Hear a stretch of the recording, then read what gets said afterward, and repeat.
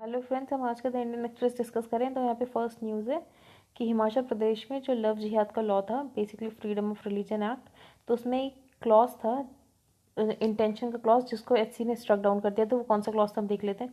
तो section 7 of the Himachal act requires an individual to submit a declaration of intention to convert freely and without coercion from one religion to other to the district magistrate. तो basically जो section 7 था Himachal act का, वो ये बोलता था individual को कि आपको एक डिक्लेरेशन ऑफ इंटेंशन सबमिट करना पड़ेगा कि आप ये कन्वर्ट हो रहे हो, फ्रीली कन्वर्ट हो रहे हो, आपको फोर्सफुली कन्वर्ट नहीं किया जा रहा है। ठीक है, तो डिस्ट्रिक्ट मजिस्ट्रेट को आपको बेसिकली ये डिक्लेरेशन देना पड़ेगा ऑफ इंटेंशन का। The provision also requires the priest और religious figure presiding over the conversion to give a month's notice to the DM. तो जब प्रीस्ट ये सब कन्वर्जन कराएगा तो उसको भी एक नोटिस देने की जरूरत है डीएम को। ठीक है, तो ऑन August 30, 2012, टू जज bench of the high court had struck down the Himachal Pradesh freedom of religion act 2006। तो ये वाला जो क्लॉज था उसको क्या किया था, हाई कोर्ट ने स्ट्रक डाउन कर दिया था। ठीक है, the Himachal love jihad law has intent clause which HC had struck down. अब हम नेक्स्ट न्यूज़ पर चलते हैं। ये 21 year old is set to be Thiruvananthapuram mayor. तो ये सबसे यंगेस्ट मेयर बन जाएंगी अगर ये मेयर बनती हैं तो। Arya Rajendran 21 and a second year BSc maths student could be the countries youngest mayor ever. तो अगर इन्हें सीपीएम सपोर्ट करेगी तो ये बेसिकली यंगेस्ट मेयर बन जाएंगी। अब हम नेक्स्ट पेज पर चलते हैं। यहाँ पे खास कोई इंपॉर्टेंट न्यूज़ नहीं, बस फर्स्ट पेज के एक्सटेंशन है। यहाँ पे प्राइवेट हॉस्पिटल का सब कुछ है, यहाँ पे कुछ भी इम्पोर्टेंट नहीं है। ये कुछ इंपॉर्टेंट नहीं, प्रोटेस्ट से रिलेटेड चीज़ें हैं। दिल्ली जेट बोर्ड में वेंडलिज्म हो गया, वो सब है। हम आगे चलते हैं। यहाँ पर ये Tripura scheme to provide jobs to next of kin of victims of political violence. तो त्रिपुरा में पॉलिटिकल वायलेंस में जिनकी भी डेथ हुई है तो उससे उनके जो भी किन है, नेक्स्ट ऑफ किन, तो उनको जॉब प्रोवाइड करेगा स्टेट।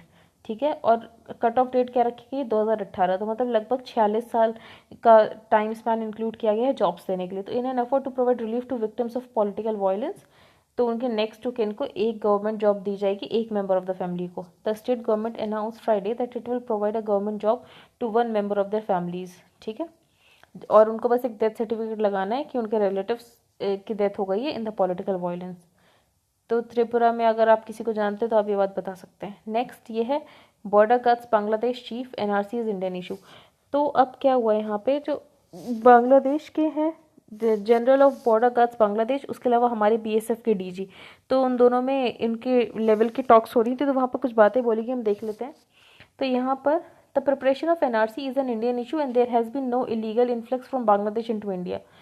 तो जो बॉर्डर गार्ड्स बांग्लादेशी, उन्होंने ये बोला जो एनआरसी है वो उनका इशू है, इंडिया का इशू है, और कोई भी इलीगल इन्फ्लक्स नहीं होता है बांग्लादेश के द्वारा इंडिया में। लेकिन बीएसएफ के जो डीजी थे, डायरेक्टर जनरल राकेश अस्थाना, उनका ये कहना है कि उन्होंने इसी साल लगभग 3204 इंडिविजुअल्स को नैप किया है जो कि इलीगली एंटर करने की कोशिश कर रहे थे along the entire India Bangladesh border. ठीक है, तो यहाँ पे देख सकते हैं कि दोनों में कैसा कॉन्ट्राडिक्टरी व्यू पॉइंट है। इसके अलावा इन्होंने ये भी बोला, जो बांग्लादेश के थे, उन्होंने ये बोला, I think you need to revisit the perception that a large number of Bangladeshis are crossing into Assam. कि आपको अपने इस परसेप्शन को दोबारा सोचने की जरूरत है कि आपको ऐसा लगता है कि असम में बहुत ज़्यादा बांग्लादेशीज आ रहे हैं। अगर आप बांग्लादेश की जीडीपी ग्रोथ देखें तो ये बहुत अच्छे से ऊपर जा रही है, स्टीडी अपराइजिंग दिख रही है। तो कोई रीज़न नहीं है बांग्लादेशीज का कि वो बॉर्डर को क्रॉस करके यहाँ पर आए, ना कि जॉब के लिए, ना ही किसी अदर रीज़न के लिए। लोग आते हैं लेकिन सिर्फ टूरिज्म पर्पज़ के लिए आते हैं। ठीक है, वरना हमारे बांग्लादेश की जीडीपी बहुत अच्छा दिख रही है, ऐसा उनका कहना था। ठीक है, the BGB chief ruled out that after the publication of the NRC and consequent political talks of a national NRC, there has been any unauthorized migration into Bangladesh from India. ठीक है, बाकी दोनों कंट्रीज़ ने किस बारे में बात की, कैटल स्मगलिंग जो कि बहुत ज़्यादा होती, और भी तरीके की स्मगलिंग, और जो भी किलिंग्स हो रही है बॉर्डर पे। तो यहाँ पर हम देख सकते हैं कि बांग्लादेश और इंडिया में पॉइंट ऑफ कंटेंशन का है एनआरसी। ठीक है, उनको लगता है कि उनके यहाँ से कोई हमारे इलीगल इन्फ्लक्स नहीं हो रहा है, पर हम तो प्रूफ के साथ बता रहे हैं कि हमारे इलीगल इन्फ्लक्स होता है। ठीक है, अब हम नेक्स्ट पेज पर चलते हैं। यहाँ पे कोई खास इंपॉर्टेंट न्यूज़ नहीं है, यहाँ पर भी कोई न्यूज़ नहीं है। यहाँ पे telecom disruption will hurt economy. तो अभी फार्मर्स के प्रोटेस्ट चल रहे थे। बेसिकली देखा गया कि जो फार्मर्स हैं वो जो जियो के टावर्स वगैरह हैं उनको डिस्कनेक्ट करने की कोशिश कर रहे थे। तो कोविड-19 पैंडेमिक में हम देख रहे हैं कि ये सब कितना ज़्यादा ज़रूरी है। इस समय तो और भी ज़्यादा नेटवर्क की ज़रूरत बढ़ गई है क्योंकि सब वर्क फ्रॉम होम कर रहे हैं, ऑनलाइन एजुकेशन चल रही है। तो pointing out that the telecom connectivity had become even more critical for people amid the कोविड-19 पैंडेमिक। तो अमरिंदर जो वहाँ के चीफ मिनिस्टर हैं, चीफ मिनिस्टर अमरिंदर सिंह, उन्होंने लोगों को बोला है, फार्मर्स जो कि प्रोटेस्ट करें, कि आप थोड़ा डिसिप्लिन दिखाएं और एक सेंस ऑफ रिस्पॉन्सिबिलिटी होनी चाहिए, which they had been exercising during the protest. ठीक है, तो आप यहाँ से क्या देख सीख सकते हैं, लीडरशिप क्वालिटीज़, ठीक है, लीडरशिप क्वालिटीज़ कैसी होनी चाहिए। अब नेक्स्ट पेज पर चलते हैं। ये ऐड है बेसिकली, यहाँ पे कुछ भी इम्पोर्टेंट नहीं है, यहाँ पे भी कुछ इम्पोर्टेंट नहीं है। कल गुड गवर्नेंस डे था 25 दिसंबर को, आपको पता होगा। ये हम आर्टिकल पढ़ रहे थे, मीनिंग ऑफ मेरिट। तो इसमें बेसिकली हॉरिजेंटल और वर्टिकल रिजर्वेशन की बात की गई है। तो एक केस हुआ था यूपी में, जो कि था Saurabh Yadav versus state of Uttar Pradesh, ठीक है। अब हम उस केस के बारे में पढ़ेंगे। पहले यहाँ पर है आर्टिकल 15 क्लॉज 4 एंड 16 क्लॉज 4। ये इनेबल करता है स्टेट को फॉर वर्टिकल रिजर्वेशन, मतलब reservation on the basis of SC ST OBC general category. पर एक क्लास ऑफ रिजर्वेशन होता है जो कि along all these categories cut करता है, वो होता है हॉरिजॉन्टल रिजर्वेशन, जो कि बेसिकली किसे दिया जाता है, विमेन को, डिफरेंटली एबल्ड पर्सन्स को, फ्रीडम फाइटर्स को, आर्मी वेटरन्स को और other categories to whom we may choose to provide reservation, ठीक है। तो वर्टिकल रिजर्वेशन कौन सा होता है, SC ST OBC general category वाला, ठीक है। और बाकी हॉरिजॉन्टल रिजर्वेशन कौन सा होता है, विमेन को जो दिया जाता है, डिफरेंटली एबल्ड पर्सन्स को दिया जाता है, फ्रीडम फाइटर्स को दिया जाता है, आर्मी वेटरन्स, ये सारा। तो Anil Kumar Gupta versus state of Uttar Pradesh में ये बोला गया था, the court had made it clear that horizontal reservation ought it to be generally understood in compartmentalized terms as a nod to recognition of inequalities within each vertical category। तो Anil Kumar Gupta case में क्या हुआ था कि कोर्ट ने upheld किया था कि हॉरिजॉन्टल रिजर्वेशन ठीक है और इसे कंपार्टमेंटलाइज टर्म्स में देखना चाहिए कि जो वर्टिकल इनइक्वालिटी के साथ साथ हॉरिजॉन्टल इनइक्वालिटीज भी हैं, ठीक है। अगर जनरल में भी विमेन है तो उस विमेन को इनइक्वल नजरों से देखा जाता है, ठीक है। तो उस इनइक्वालिटी को दूर करने के लिए हॉरिजॉन्टल रिजर्वेशन की जरूरत होती है, ठीक है। यहाँ पे एक केस है, बेसिकली अभी का ही केस था कि कुछ 3295 कांस्टेबल पोस्ट थी जनरल कैटेगरी में, ठीक है, जिसमें से 188 विमेन को चली गई, बेसिकली जो हॉरिजॉन्टल रिजर्वेशन की थी। उसके बाद क्या हुआ, जो OBC की विमेन थी उन जनरल कैटेगरीज में उन्हें नहीं कंसिडर किया गया। जनरल कैटेगरी में सिर्फ उन्हीं लोगों को कंसिडर किया गया जो कि बेसिकली जनरल कैटेगरी के हैं, ठीक है, मतलब जो किसी को अनरिजर्व्ड हैं जो, ठीक है। पर यहाँ पे एक एब्सर्डिटी है, जो लास्ट फीमेल कैंडिडेट थी जनरल कैटेगरी के, उसके मार्क्स OBC की फीमेल कैटेगरी से कम थे लेकिन उसको सिलेक्शन मिल गया। तो बेसिकली यहाँ पे स्टेट गवर्नमेंट क्या कर रही है, स्टेट गवर्नमेंट ने ये खुद से ही सोच लिया कि जो ऊपर जो ओपन कोटा है उसमें सिर्फ जनरल कैटेगरी के स्टूडेंट्स आएंगे, OBC SC ST वाले नहीं आएंगे, ठीक है। तो इसमें केस गया था, तो वहां पर बोला गया it also shows how in effect some state governments are trying to use the open category seats as a quota for general category candidates. तो वो ये मान लेते हैं जो ओपन कैटेगरी सीट्स हैं, जैसे आप ST का रिजर्वेशन हटा दीजिए 7.5%, SC का हटा दीजिए 15%, OBC का 27%, उसके अलावा जो 10% इकोनॉमिकली वीकर सेक्शंस को मिलता है, उसके बाद कुछ 40% रिजर्वेशन बचा। तो वो ये मानते हैं जो 40% रिजर्वेशन है ये ओपन कोट कैटेगरी सीट्स हैं, ये सिर्फ जनरल कैटेगरी के लिए, ठीक है, इसमें OBC वाले नहीं आ सकते। पर ऐसा नहीं होता, आपको पता होगा कि रिजर्वेशन में जनरल कैटेगरी में भी OBC वाले आ सकते हैं। तो the judgments authorized by the Justice Uday U. Lalit and a concurring judgment by Ravindra Bhatta clear and concise. They reiterate the principle that groups eligible for horizontal reservation can't be excluded from the open category seats. तो basically author ने यहाँ पर ये बोला है, इस judgement में ये बोला गया कि अगर हॉरिजॉन्टल रिजर्वेशन है आपका, ठीक है, भले ही जनरल कैटेगरी की वो सीट है लेकिन आप SC के विमेन है तो आपको उसमें भी रिजर्वेशन मिलेगा। They reiterate the principle that groups eligible for horizontal reservation can't be excluded from the open category seats because they are from the other vertical reserved communities, ठीक है। Women from all categories are eligible to be considered for the open category। तो open category में किसी भी women को seat मिल सकती है, भले वो SC ST OBC किसी भी कैटेगरी की हो। As Justice Bhatt put it, the open category seats are not meant to be a quota for the non-reserved category। तो ये ना माना जाए कि open category वाली सीट्स नॉन रिजर्व्ड के लिए, मतलब open category सीट्स किसी के द्वारा भी भरी जा सकती है, OBC SC ST किसी के द्वारा भी, ठीक है।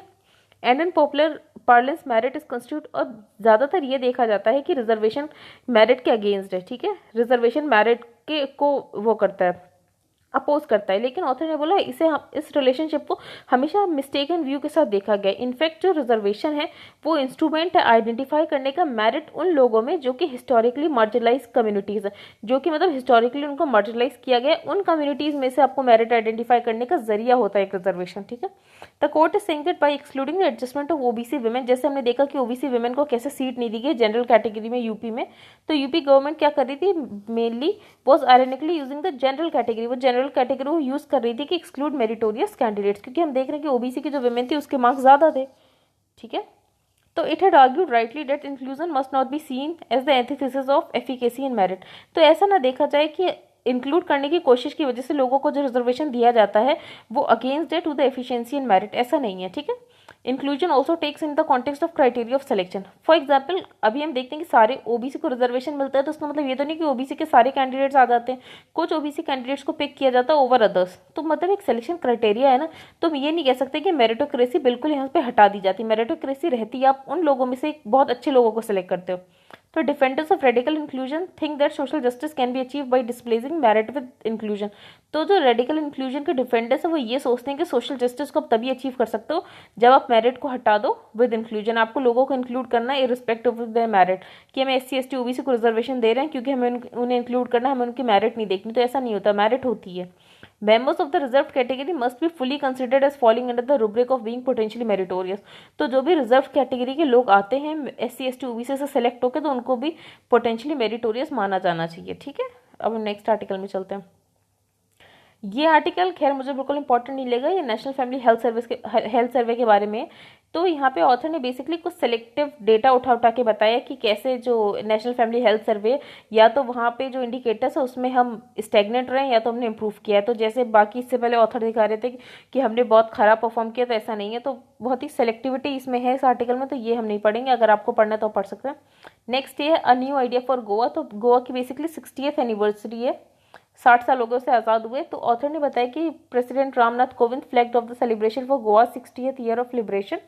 ठीक है, मांडोवी रिवर पे शुरू किया था। मांडोवी रिवर कर्नाटका और गोवा में डिस्प्यूट भी है मांडोवी रिवर के बारे में। तो मांडोवी रिवर को महादेई बोलते हैं, वो द शहर Mahadayi as Mandovi is known in Karnataka, और मांडोवी कर्नाटका में बोलते हैं। तो इनके बीच में भी थोड़ा डिस्प्यूट है। अब हम यहाँ पर चलते हैं। Goa one of the smallest states है इंडियन यूनियन का, तब भी वहाँ पे सोशल इकोनॉमिक इंडिकेटर्स बहुत अच्छे हैं। क्वालिटी ऑफ लाइफ ऐसी है जो बहुत सारे स्टेट्स में नहीं है इंडिया के।